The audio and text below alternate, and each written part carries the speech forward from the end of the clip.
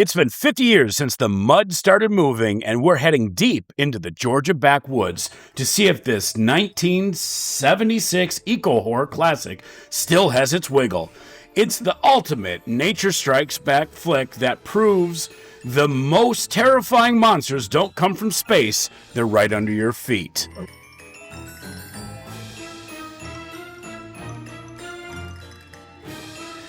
I gotta say, this one is a wild one. Are we getting wiggly? Yeah, we're getting wiggly out there. Millions of carnivorous worms that emerge from an electrical storm. Oh, so, yes. yeah, Okay. It's just electric worm madness in the most, like, it's not self-aware enough to know that it's being zany, but it is. Unintentionally zany? Unintentional. I feel like I've seen somebody do the electric worm at Mad Planet. Sure. Sure. We are at the 50th milestone of this film. Oh, cute. So that's why we're doing this one. And also, this is going to be our first one that we're doing from the T3K I love series. Yeah. So first off, the 50th anniversary milestone. This was released in 1976. Squirm is the ultimate gold standard for like small town under siege by gross stuff. You know, you're seeing like Attack of the Killer Tomatoes, and you're seeing like ants and like all of these wild films that are still coming from like the 1950s drive-in era. I was just thinking, these are like the more modern version of those creature features that really like had their heyday in the 50s. With That's like, right. Them and a bunch of other ones. Those flying brain things. Yep. Those are good. All of that weird stuff. All of that super weird stuff. And I'll tell you, we're really looking at how Jeff Lieberman turned a tiny budget and a bit of bait into a cult legend. Ooh. Right? Like that's the vibe that I look, that's the lens that I'm using to look at this film. And I hope you'll join me for it.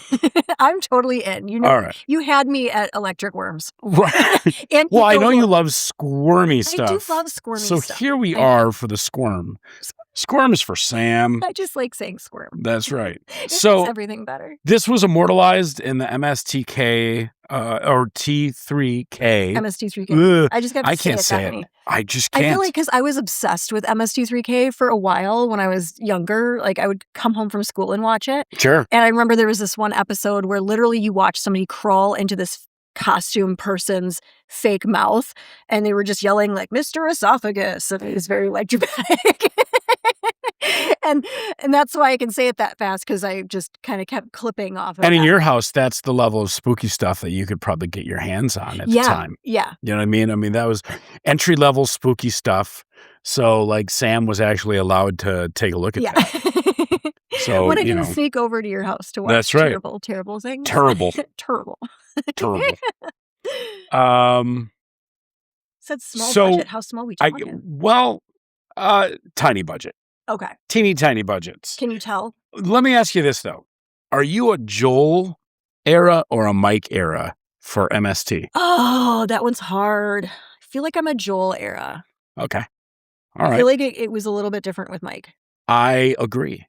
Okay. I'm 1,000%. Yay. Yeah, I'm actually 1,000% in agreement. We agreed on a we 100%. Yeah, and the reasoning is, Joel was more wholesome, honest, and like, not that Mike wasn't honest. He just was more like a frat boy. Yeah, you know what? That's the exact way of putting it, because I couldn't articulate it, because it's not like he was mean. No, he was just kind of crass and a wholesome crass. Yeah, like look at the jumblers on and Joel was just, he actually had some witty commentary. It was witty and more substance to it. Yeah. Sorry, Mike. I know I know you're watching every single second of this, so I'm apologizing directly to you. You're a big fan of ours, and we got to say who we are. Sorry. Make it up to us. So their whole turn on this successfully turns a damp, grimy kind of creature feature into a hilarious antic filled hokum like they normally do. I will say, for a film that's actually on that series, usually they're pretty bad. You know, I mean, the whole Yeah. premise is they're stuck in space watching terrible films. Right. And I would say of the films that they've watched, this one isn't that terrible. Right. Are we It's talking like the kind of funny, like hokum stuff like Chopper Chicks was? nah. I think Chopper Chicks was trauma films Right. are self-aware. Right. They know what they're doing is Okay. like, you know, midget with a big mustache and a gun. You know what I mean? Like Okay. that's what they're doing, right? And you know, Toxie always with his mop and like, woo, and you know, How's that big go breasted again? chicks and like, you know what I mean? Like that's the whole thing. I would say this is closer to like, you know, Evil Dead 2. Yes. You know how they built out the characters in the film that were just kind of like oddly shaped, non-three-dimensional, you know what I mean? Yeah. Like it was just like weirdly built backgrounds. I would say that the characters are kind of akin to that. You know what I Okay. mean? I mean, they're not paper thin, but it's also like you're not getting like the movie's called Squirm and it's about electric worms. So like how deep of a Can you really philosophical get? Yeah, I don't think you're No, you getting said there's eco horror, so there seems to be some depth here. You that we could kind have of- taken it in that direction, Oh. and they did not. Oh. They did not. Not to a major degree. Not So the like save the worms kind of thing. You're No. destroying nature. So now these worms the have come to attack you. worms! It's funny because we had been watching the series of The Mist. Sure. The Stephen King one. Yeah. And there's an angle in there for a while that it's like nature is doing this to you in order. Right. Right. And the hippie lady goes all crazy. I don't want to spoil it for anybody, but the ending of the movie was better. Sure. Watch that. Was the movie We need a with real feel-good Wahlberg? story. Was that Wahlberg Was it? in the film? I don't know. I don't think know. so. Is it your time to Google? I guess Are I you the could Google. Googler? I could Google. Am I forcing you to Google? You could. gonna I'll force you to Google Google. because otherwise And I you're will going to- set- and we're going to have all sorts of like technical difficulties. Absolutely. I'll set up the film while you Google. A Okay. massive storm hits Flat Creek, Georgia, knocking down high voltage lines. The electricity surges into the wet soil, energizing the local worm population. Nothing else. Oh, just them. Just the worms. Nothing else. You know, it actually just hit every worm in the area. You're so thinking just, The Happening Oh, am I? with the trees. Sure, yeah. You're the thinking. trees. So I actually liked that one. Yeah. I'm totally derailing you because The I liked The Happening. Happening, even though everyone hates this movie. Remind and me they of The think it's Happening. stupid. So basically, everyone starts like freezing, and then there's somebody that like lays down in front of a lawnmower and stuff, Okay. and they just start like getting croaked and all that. Yeah. And it turns out it's the trees. I'm spoiling this whole movie, but like that's the whole thing. It's an M. Night Shyamalan. Sam doesn't believe in spoilers. It's an M. Night It's Shyamalan. an M. Night Shyamalan from- ding dong. It's from 2008. This is almost 20 years old. You're gonna get 0 M. Night Shyamalan films out of me. Yeah. You will get 0. Okay, I like this Mm. one. I think it's fine. I wasn't mad at was it The Village or whatever the heck that The one Village. was. I wasn't mad at it for you can only watch his films one time. The Village I thought was interesting just because it gave kind of a Truman Show vibe Yeah, to the end of it. Yeah, I kind And of. I won't spoil it any more than I that. did But like like, the Truman Show. yeah, Truman Show was great. Yeah. And like that was interesting. But it's kind of like Soylent Green, where like once you know, Well, that's what I and mean. there's no reason to return. You can only watch his movies one time. Yeah, And if I have to see his face in another one of his movies, right. the worst one, I think by far was that one that came out like last year with the concert. Oh, Where his daughter was in it, like I don't as do any of the this. rock star. I don't know. I had to watch it because I'm like, I need to watch it the way I want to watch an You're MST. hate watching. You're hate watching. No, it's just Shyamalan. I want to see the disaster that this Sure. is, and it was terrible. Terrible. Sorry, Mr. Shyamalan, Shyamalan ding dong. who follows us regularly and is going to be very hurt by this rhetoric. We're hurting everybody today. We are all of these people. Mark Wahlberg is going to be really disappointed in us Yeah. too that we didn't know his All- entire. All the sad boys. Yeah, We're making everybody sad. everybody's sad. All right, The Siege. Here we go. Mick, the quintessential 70s city boy, Ooh. visits his girlfriend, Jerry, only to find the town bridge out and the locals acting off. And that's also the parallel that I found to Evil Dead. Yeah. I feel like, I don't know, maybe some of this was borrowed. When did Evil Dead come out? Was that Oh, geez. Evil Dead 2. that- Shit. I would have to look. Evil Dead, the original, was 81. Because I was... Well, yeah. then I believe. Well, then Evil Dead 2 would have Take a borrowed. look. Yeah. Take a look. This is just the Google podcast. Evil Dead 2. 1987. Yeah, but the first one, Evil Dead 1. Okay. But I mean, a lot of these are just tropes. 81. Okay. Yeah. All right. It was a special year. It was. A lot of things happened. Yeah? Yeah, a lot of really good things. Miss Pac-Man was released. Oh. Galaga was released. Evil Dead was released. The beginning of the door, the great doorway to the 80s had a cornucopia of cultural relevance that I absolutely adore. And you go from the 80s, listen, you look at mom. Look at mom.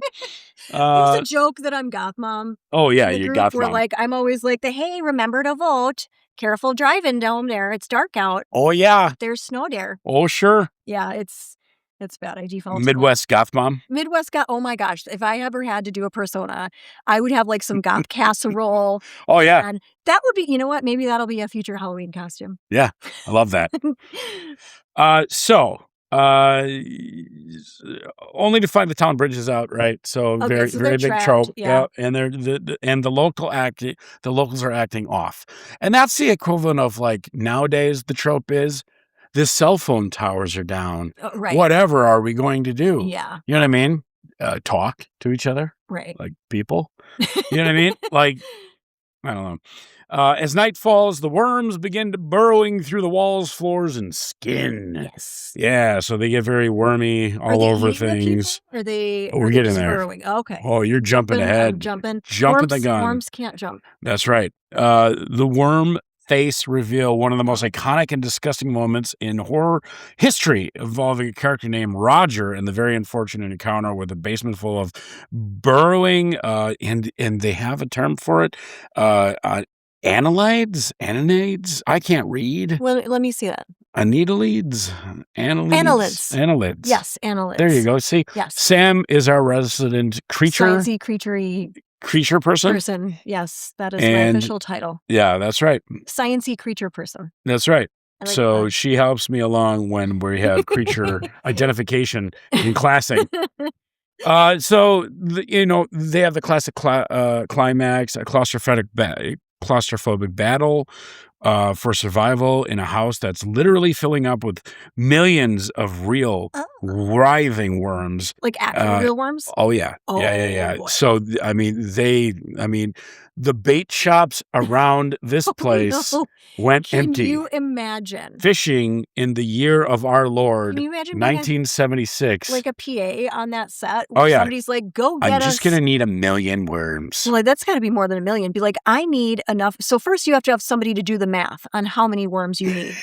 A lot. And then you got to go find some poor sap that's got to somehow procure that volume. Like, how do you calculate the volume of the house and what you need in worms and how big each worm is. And then you're like, here you go, little Timmy, like go find 8 gazillion and a half worms. So you're looking at the cube of worms? Yes, that is literally. And what is a cube of worms? What's the volume of said cube? Yeah, and how many worms per cube? Yeah. Because you're looking at cubic foot. Sure. Right? You're better at that kind of thing. Yeah. Now we're getting into spatial. Well, my estimating is all animal skills based. So like when I used to work in the pet industry, it would be like, okay, we'll count this whole tank full of fish. I'm like, okay, well, each fish is, let's say, I'm going to take this square, and the square is, like this many, like an inch by an inch by an inch. Okay, well, this is how many of those little squares like that I can count up in here. And this is how many of those fish fit in each square, and then do how many of those squares are front to back. And then I could kind of calculate pretty accurately. And this was a really long, boring part of this conversation, and we should really stop now. I actually find it extraordinarily 8 people were like, unsubscribe. All 8 of them. All of them. All of them. Everybody. Everybody's gone now. Oh, talking to myself. Yay. Eventually we all are. At least I'm not dancing with myself. So let's meet our key casting characters here. I need to know who these great heroes are of the squirmy worm world. Yeah, so you got Mick, Don Ciccardo, the nerdy, resourceful lead who actually uses his brain. Oh. You might recognize him as the major director for 30 Rock. No, I never saw it. Okay, fair enough. It's pretty good. It's pretty good. Jerry Sanders with Patricia Percy, the local girl caught between her strange neighbors and the literal tide of worms. Roger Grimes, the local rival who undergoes one of the most harrowing physical transformations in 70s horror. Really? So that's why this made the list for me. Because it's like that. There is... Okay, there's tropes inside of, especially in early horror. Yeah. But there's places that those tropes came from. And this is one of those baskets, right? So if you're going to build your zeitgeist of horror, you really want to visit these old school, where did this trope come from? Yeah. Like Cabins in the Woods. Like, where did this stuff come from, right? Like the whole premise of the movie Cabin in the Woods is that it's just all of these bucket tropes. of tropes. Can we please cover that one day? I don't That's know. one of my comfort If you're movies. good. I'm never good. Yep. This is... So, damn it. Direct your... God damn it, Johnny. See how that worked? See? See how that worked? Ah. You like that? Oh, wait. I'm going too fast. Okay. Rick Baker, makeup effects. Let's talk about makeup Tell me effects. about that. Before he did American Werewolf in London, Baker... He did? Yes. And that is like, I mean, you talk about a transformation. That is literally one of the quintessential transformations in horror history. Like, it's talked about all the time. It's amazing. And especially when we're talking about practical effects. Yeah. So Baker was here. He was making worms. Looked like they were actually eating people's faces. Ew. It was pure practical magic. Like, I love it. It's fantastically gory and drippy. It's delightful. Drippy and delightful. That's so then you got the evening. Yeah. Then you got Jeff Lieberman, his directorial debut, right? This is him coming out, known for his unique kind of outsider horror voice, you know. Where did do you know what he did before? Yeah, Blue Sunshine. Well, I mean, he didn't do anything. Yeah. But Just Before Dawn, Blue Sunshine. I'm trying to think of some other stuff that he did. I could Google it, but can you tell this was his first one? Rodeo? Yeah. Everybody, you could tell, like, you could tell the budget. And it was about Tree City. Could you see like a bucket and like somebody's just like throwing things in the air? They did actually very well with the budget that they had, I think. I feel like it's shoestring budget. They're trying to get this thing out there. It's watchable. That's some high praise. High praise. It's watchable. It's watchable. But like, you've got to walk the road. You know what I mean? Like, on some of these films, pay your dues. Yeah, spend your 2 hours, learning. Spend your $20. Yeah. Get the director's commentary and watch him go, boy, that sucks. Ooh. But he captures that Southern Gothic atmosphere perfectly. Nice. So like that, he's building the atmosphere, and you can see how this is somebody that didn't just do a one and done. He didn't get in there, do a terrible film, and everyone's like, what is this? Right? Like, for a movie of its era, of its subject matter, right? Like, there's a lot of qualifiers here. Worms here. Yeah, we're talking worms here. We're talking worms here. Yeah. So like, but the realism was kind of there. They used millions of real worms. The actors weren't just acting. They were genuinely covered in thousands of slimy, I don't think that's biting terrible. worms. I mean, the worms don't really bite, so like, yeah, I think it'd be fine. I'm just not going to think about what they did with the worms after. Like, do you just like go in with your receipt and back to the bait shop? I'm like, hey, I've got 3 truckloads of worms to return. Maybe they were just worm on loan. Like, maybe, I don't know. But then what do you do? Take a worm, leave a worm. But like, what if some died? Do you have to like pick out and be like, this one didn't make it? Well, I mean, what do they do Like, at what do bait? you do? I don't know anything about bait shops. Like, I don't fish. They probably like just dumped him in a lake. The list of things that I don't do that are like doodly and manly. I don't go to the bait shop. I don't fish because I actually got hooked in the face twice. Wow. At Scout Lake. Wow. Yeah. And I don't like, hooking the worms or anything. So, but other than that. That's my story. I don't like peace or nature, so fuck fishing. No, This is why we this can is never not true. retire together, Yeah. because I will be like one of those like This is a forest joke. hags, Yeah. and you're gonna be like setting up the dance club in the nursing home. I could totally see myself fishing, though. I could sit out there and fish. I think you have more capacity for peace than you allow yourself to have. Yeah. You should go like zen out with me in the woods and stuff. Yeah. Hang out with me at the pond and the lake. I just like sandwiches. You know what? That is a great thing about hiking and picnicking and just hanging out in like on grass in the woods is you kind of have to have a sandwich. Yeah. All right, let's get sandwiches. I agree. And burn half our faces like we did that one time. Yeah. Oh my God. We were both It was great. burnt. It was great. So there was this nice spring day, the first nice spring day several years ago. And 2001. Really? Mm-hmm. Was it that? No, that was when that was. No, I'm sorry. No, 2021. 2021. Yeah, because 2021, COVID was sorry. kind of breaking. And Yep. so we're like, let's get Gloriosos and go sit by the lake and have a little picnicky thing. Yep. Or not Gloriosos, Grappies. Grappies. We went to Grappies. And so we're sitting there and we're chatting and enjoying all the sun, and literally like we're facing each other. So each of us had one half of our face totally burnt, and we looked insane. Yeah. It was great. And you were a redhead, and Oh, I yeah, was working 12-hour days. Right. We were both 6 the days a week. pastiest, and we were just coming off of COVID. So we were the pastiest of pasty Yeah. people. So we were pink. We were bright Yeah. pink. Terrible. Turtle. Yeah. I keep getting you off track today, and I'm really enjoying the flow of mine because usually you're the one who really me so bad, and now I feel like I'm getting my jabs in now. Hey, take them when you can get them, man. Take them when you can get them. It's just this is such a straightforward romp. Like worms, man. Electric worms. I really. There's not a lot of context. There's not a lot of context here. So is this kind of like, this is pre-Tremors, but is this sort of where Tremors got a little bit of an idea? I think all of like these early films, just the porridge that was all of these films, if you just mix them all together, they all kind of stole from one another, buy, borrow, steal. So it's your all plot. like the cream of wheat needs just what you put in it on top. Kind like of.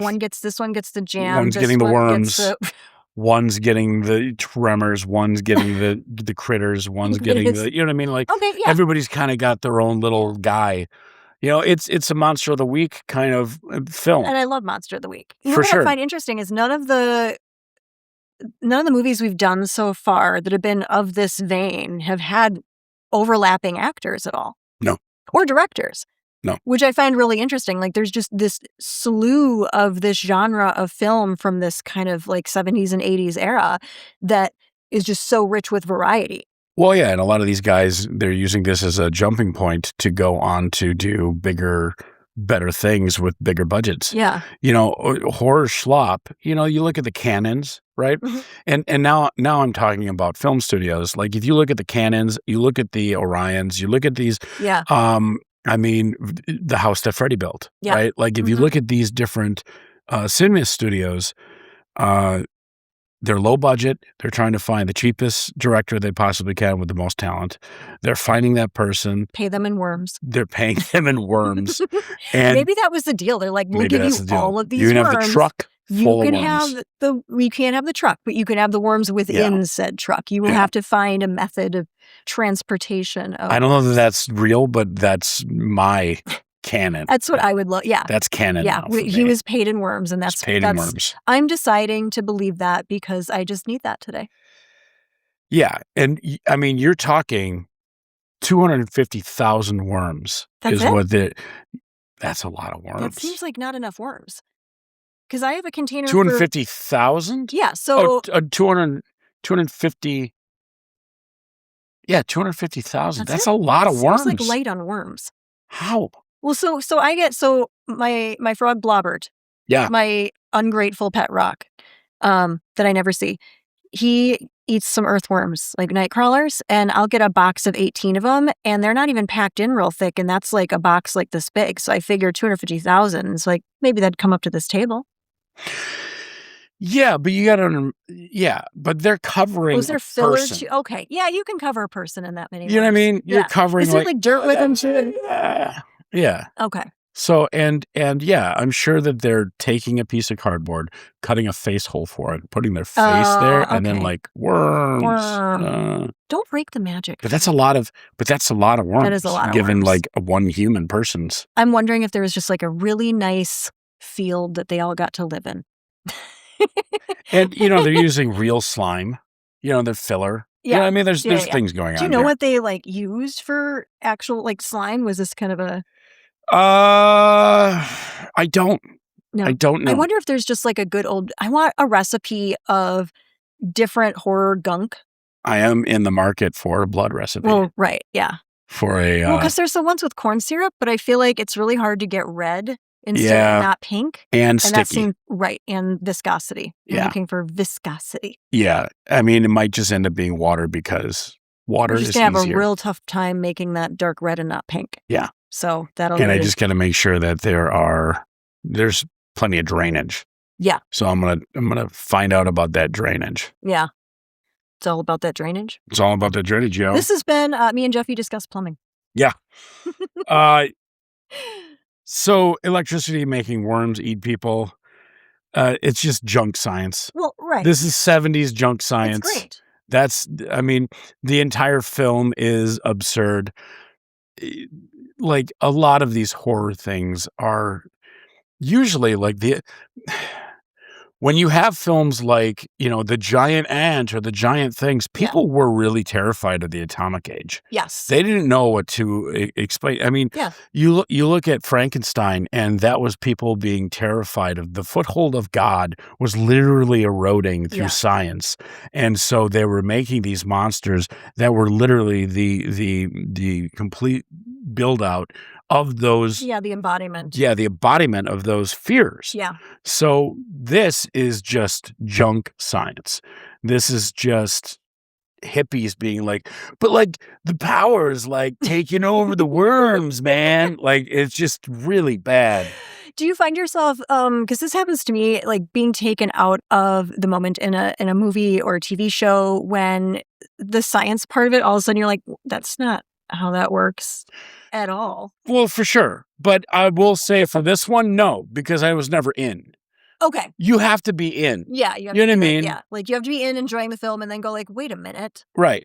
Like Star Wars, you can lose yourself in the non-science of the Force. Right, because that's its own world though. It's not using the natural like human world. And that happens right up until they start explaining midichlorians. And then you start putting your science hat on. You're like, this is the stupidest thing I have ever heard. And it yanks you out of the film, which is that's why what happens to me. The people that love the original films, the original trilogy, hate the prequels.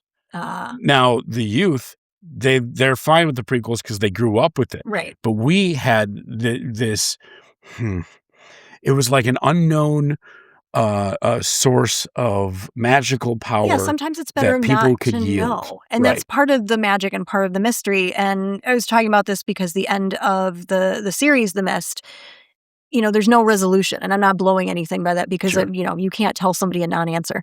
But, sometimes you don't want there to be a neat and clean answer. Sometimes it ruins the magic and the mystique of something, especially in horror, I think. Like, I don't always want a clean, wrapped up with a bow, explain everything to me, like ending of something. I actually want something that makes you guess a little bit and think a little bit and wonder and go back and like, well, maybe this thing that happened early on was actually telling us this about it.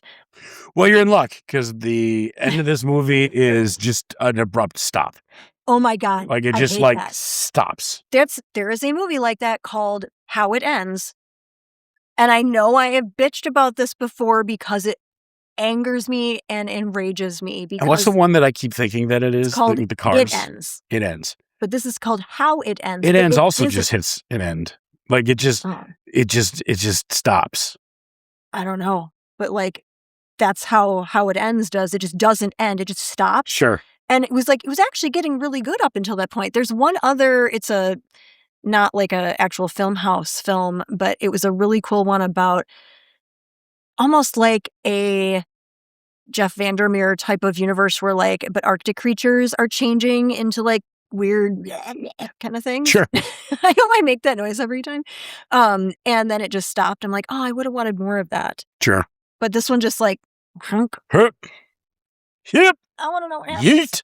I want to know that all the worms get adopted to go to loving homes. All right. Let's talk survivals. Oh, yeah. Okay. So we do this part every time. 40% survival rate for Jeffy. What? Why do you die so much? It's a visual curiosity.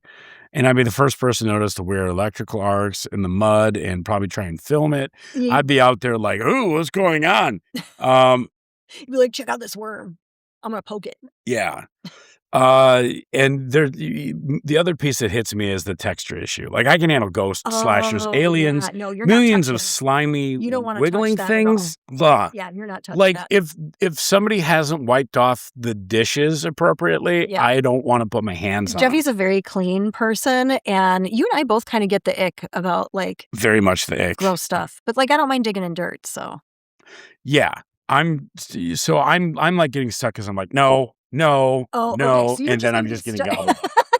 Like that's how I imagine dying in this film. When I have to come and like get all the worms off of you. Samantha, Oh boy. 85%. All right, I win again. Well, you're the high ground specialist, and also like, I mean, come on, you're the worm. I am the You're the worm, worm yeah. gal. Like, look at me. I can't even tell you. I can't even read it's on my Analyst. script. Annelids. Yeah, I don't know what that is. I'm not even going to pretend I know what that Well, is. they're not a polychaete worm, so they're an annelid. You know what?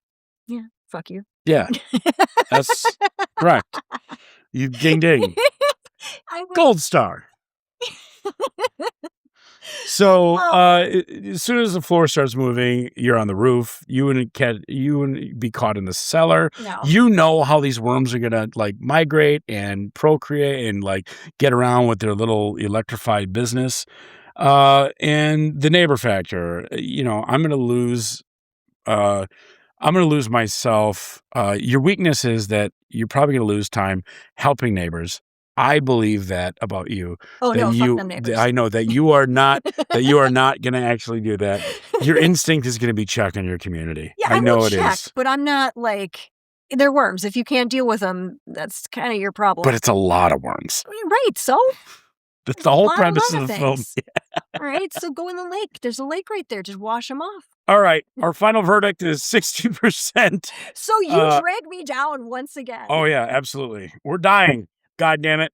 Get in the car. We're going dying. We're going dying. We survive if we stay on the second floor and don't try and leave until the sun comes up. I think that's easy. Yeah. Don't screw this up for us. Strategy is Jeffy provides the light source. Yes. Worms hate the light, while Sam barricades the doors with salt and plywood, and we survive. But we'd be wearing like hip waders for the rest of our lives. I'm okay with that. Yeah. I have wellies, so that's getting close enough. I would probably try and adopt a couple of the worms, though. That's actually really...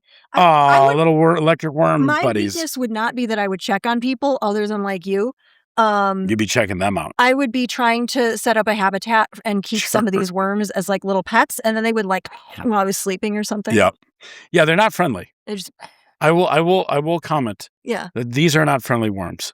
See, to me, they're still a worm. You can just take a broom to them. Yeah. You know but what? once you see the film, really they're not. high-powered leaf blower. All right. One big leaf blower, and we're done with this entire thing. Well, once you watch the film, then you tell me if the leaf blower is going to cut it. So here's our trigger warnings, our content issues. Does the dog die? Horror and violence. High on the gross out. Horror.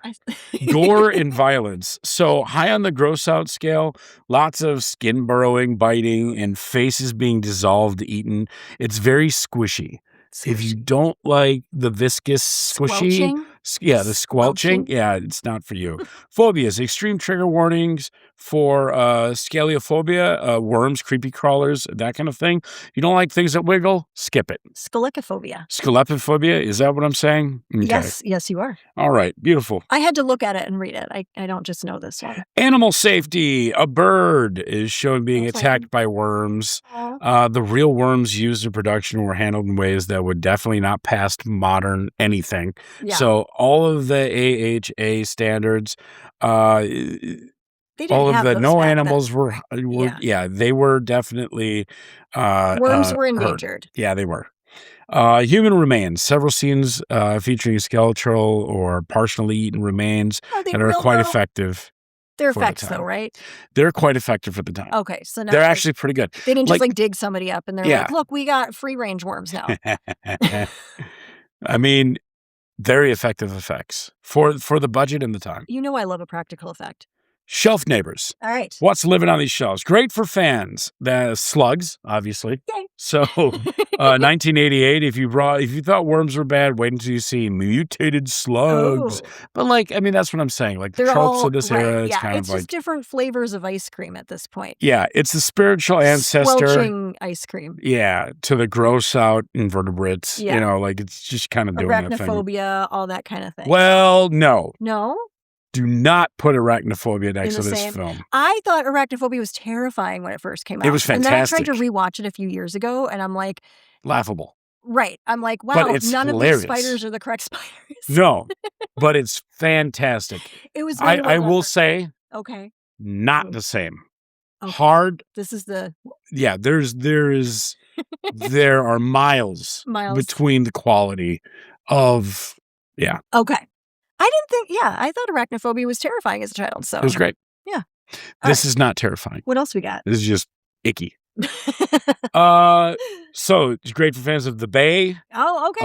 Yeah. Modern take on eco horror, parasites, Yeah, that I'm kind into of that. thing. And Long Weekend, 1974, for that kind of nature is actively trying to kill us vibe. I love that. You know, that kind of thing. You should avoid it if you have a weak stomach for wet sounds. That would be, yeah. If you are Do that again. Do that again. For the kid, just make sure you make direct eye contact. little cottage cheese, Direct eye contact. little mac and little cheese. mac and scoops. cheese scooping, little how do you do? We're getting canceled from the three people. So the wet sounds, the foily work in this film is moist. It is moist. So if you're and avoid if you're currently planning a fishing trip. Or you could be like, I'm going to take these worms out before they take me out. Yeah, true. You get like Revenge of the Worms. All right. We've got limited battery left. I don't know how that happened. Great. But here we are. We're kind of towards the end anyhow. We're running good on time this night Sure. for some reason, which is funny because I'm like all slap happy. I know. I was a slap heavy one. I need to apologize to everyone watching last week. I was terrible. out of it. I was out of it. When I get out of it, because I am weary. And when I get out of it, I just start getting like more punchy and like jumping in and trying to pick up on like everything. I think that's because I have that triage sort of like when something goes wrong, I immediately jump in and start going, okay, this. Like, this is what we got to do. And so when I get tired, I do the same thing. But we have stuff to talk about. Yeah. So we launched a queer goth boat. We launched the boat. We have, I think it's 2 tickets remaining to purchase. By the time this is... Oh, but by the time this is... It's sold out. It's sold out. I should just say. Yes. It's sold out. The queer goth mermaid boat is sold out. But after party tickets still available. And so I've been sourcing a whole bunch of cool like goth mermaidy stuff. And I was like, I'm going to go with like an anglerfish kind of angle. So I want to definitely see some goth mermaid outfits going on. I want to see lots of themes. Oh, we have plans. Oh, good. There are mermaids in tow. Yes. I have plans. I'm not necessarily sharing everything. Yeah, I anymore. I'm picking up with like you. I'm kind of The second you said something, I knew exactly what you were thinking, and I understand exactly. Yep, we're good. See, this was we don't need to actually speak to communicate. Yep. Blood Barge boats are still coming. Yes. We are going to be launching the Cleveland? No, well, yeah, we got Cleveland coming in July. Yeah. That's going to be on the holiday. Yeah. That's going to be probably one of our last intimate boats out there. Yeah. So if you are looking for an intimate time. Do it this time. We've got a lady boat coming up with some lady DJs. So that's fantastic. I like that. Yep. So this is the season of Aquarius for us.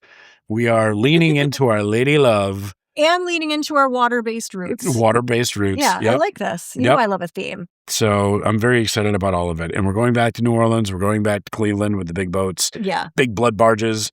And then the Book It. Got to tell you about the Book It.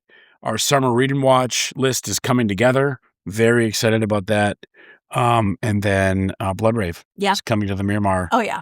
We're June 13th. doing a lot of engineering. Yeah, in the background. So we've seen the people that are going to these other events. What's frustrating for me is 2 years ago I wanted to do a barge, or I mean a Blood Rave. Yeah. And I couldn't get a venue to sign off on it. Now that I've found one, Right. I feel like there's 1,000 of these things. And like every weekend, it's like a new one pops up. So we'll see if people are still hungry for this. Do you want it? But like our versions of things are always a little bit different. Yeah. So tell us if you want it. Tell us how it's, how you would like to have this done. We're going to do a very special midnight drop. Yeah. Yeah. Midnight blood drop. Midnight blood drop. So we're very excited. We're doing some engineering. Frog news. Frog news. We are getting real close, which makes me incredibly nervous, as it always does. It has been getting a lot of attention. I was at a reptile show over the weekend, and people were coming up to one of my vendors, Rex, who was at the reptile show vending, and he's like, people have been trying to tell me about it. I'm like, I'm working. So that is fantastic. We did have one author who unfortunately has a health issue that's going to drop out. We're going to be replacing that with somebody from our waiting list. So, but we will see you in 2 weeks for that, which is terrifying. We got our debut of DJ Fern Gully. Fern Gully. Baby Fern. Our baby Fern's all grown up. Yeah. And Omen is this weekend. Omen are really lovely friends at Omen. They are moving from their South Milwaukee location to the Bayview location. It is gorgeous, and their signage is gorgeous. Yeah. It is insane. There's going to be an event there on Saturday. You're going to be DJing. Yep. Fern is going to be DJing. And it's going to be a really good time. And then we've got right after that night. Oh, yeah. Yeah, Saturday night. Postmodern Sleaze. We're sleazing it up. Yeah, Postmodern Sleaze. Yeah, we're sleazing it up. So, that one's going to be a really good one. So we're doing kind of like Bloghouse. We're doing indie sleaze. Bloghouse is Steph's favorite genre ever. She hates that genre. I'm so sorry. I should have realized. She loves the music of it. She hates the term. Oh, okay. You know what? Because it's kind of with you, Steph. Yeah. The problem is that it's kind of a catch-all it's the genre, dumpster. Sort of. Because during the blog era, of which I was a part of, yes, music was shared in a completely different way. Yeah. Where the record labels were no longer the ones doing payola in order to just kind of tell us what we're going to listen to. So it was our first time as an audience really finding our own music, right? Now, that happened to a degree with the underground scenes and things, but how far that got out of the scenes, a lot of scenes weren't replicated. So there's a lot of versions of not versions of goth, but like different genres like goth that never got the light of day because it just died in its own ecosystem. This is a way where people started sharing this stuff on their own. I think it's a fascinating genre just because of that kind of that sneaker share mentality. It's like kind of like weird underground vibe, a little subversive in some ways too. Yes. So I love a little culture jamming. Yeah. Oh, your battery's going to run low. So we better end this. We're done. We're done. Have a good one. Bye. Bloghouse.